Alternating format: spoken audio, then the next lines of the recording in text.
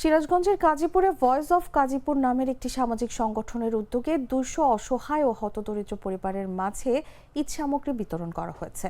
সোমবার দুপুরে উপজেলার যমুনা নদীর মেঘাইঘাট এলাকায় এসব বিতরণ করা হয়।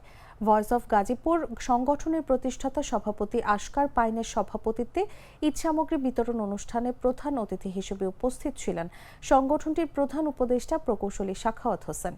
তিনি বলেন, ভয়েস অফ গাজীপুর প্রতিষ্ঠান লগ্ন থেকেই সামাজিক ও মানবিক বিভিন্ন কর্মকাণ্ড পরিচালনা করে আসছে। এই ধারাবাহিকতা ভবিষ্যতে অব্যাহত থাকবে।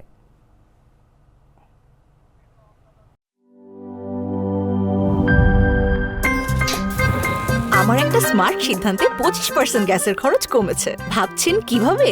সাধারণ গ্যাস স্টোভ বদলে আমি এনেছি আরএফএল গ্যাস স্টোভ। এর সাইন্টিফিক নজল ও ব্রাস বার্নার ক্যাপ সমানভাবে তাপ ছড়িয়ে রান্না করে দ্রুত, তাই গ্যাসও বাঁচায় 25%, টাকাও বাঁচে 25%। আরএফএল গ্যাস স্টোভ নিরাপদ ও গ্যাস সাশ্রয়ী।